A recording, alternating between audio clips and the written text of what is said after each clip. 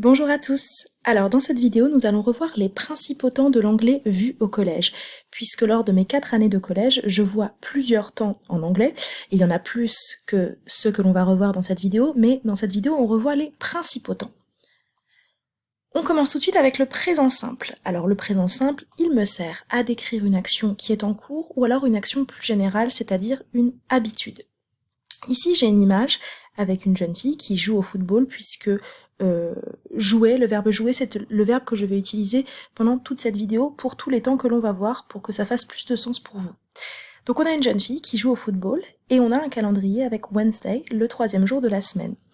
Et sur ma frise chronologique, j'ai plusieurs flèches. En fait, je vais vouloir faire une phrase pour parler d'une habitude pour dire que cette jeune fille, elle joue au football tous les mercredis. Je vais donc utiliser le présent simple et ça va me donner She plays football every Wednesday, en n'oubliant pas le S de la 3e personne du singulier au présent simple en anglais. She plays football every Wednesday. Je passe tout de suite au présent bi plus ing que l'on appelle aussi le présent progressif. Alors ce temps-là, il me permet de décrire une action qui est en cours dans le présent. Alors là, je n'ai plus plusieurs flèches, parce que je suis bien dans une seule action isolée qui est en train de se passer, qui est en train de se dérouler dans le présent.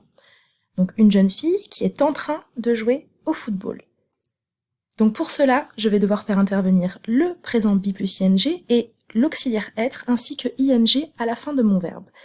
Ça me donne donc She is playing football. Je conjugue mon auxiliaire être, donc avec la 3e personne du singulier, ça me donne is, et je mets ing à la fin de mon verbe. Elle est en train de jouer au football. She is playing football.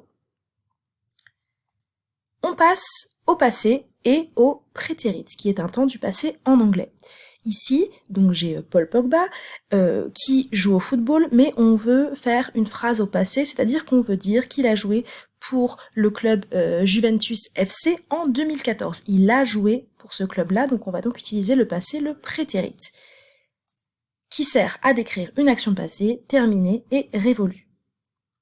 Ça me donne donc Paul Pogba. Alors là, j'essaie de vous laisser un peu réfléchir puisqu'on va bien utiliser le verbe jouer, to play, mais on va devoir le conjuguer au prétérit.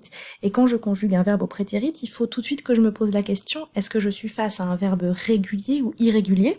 Et là, en l'occurrence, le verbe play, il est régulier. Et pour tous les verbes réguliers en anglais, eh bien, je dois ajouter ed à la fin de mon verbe. Ce que j'ai mis en évidence ici, ça me donne donc Paul Pogba played for Juventus FC in 2014. Paul Pogba played for Juventus FC in 2014.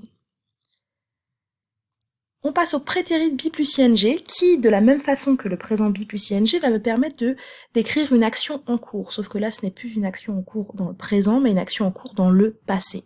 Donc là, on a un joueur de foot, Mohamed Salah, et on veut dire qu'il était en train de jouer au football. Et non, il est en train de jouer. Il était en train de jouer.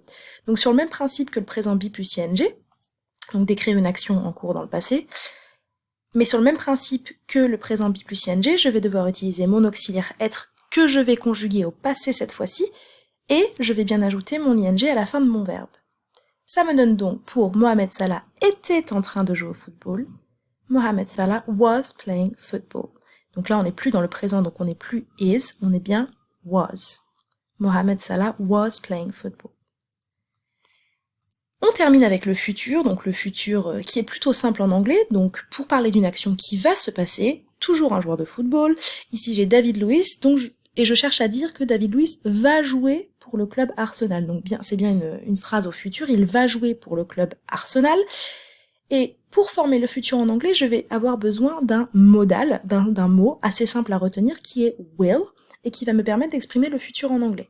Et ce modèle-là, je vais devoir le placer devant mon verbe, donc là en l'occurrence toujours le verbe play. Ça me donne donc David Luiz will play for Arsenal. David Luiz will play for Arsenal. Donc mon verbe, je n'ai plus besoin de le conjuguer dans le sens où il n'aura plus de terminaison, on le garde à l'infinitif et on place le modal will devant le verbe. Et bien voilà, nous avons revu les principaux temps de l'anglais. Comme je l'ai dit en début de vidéo, il y en a d'autres, il y en a plus, il y en a même beaucoup plus. Mais pour cette vidéo, on revoit les principaux temps. Je vous remercie d'avoir suivi cette vidéo et je vous souhaite une bonne rentrée à tous. Bye bye!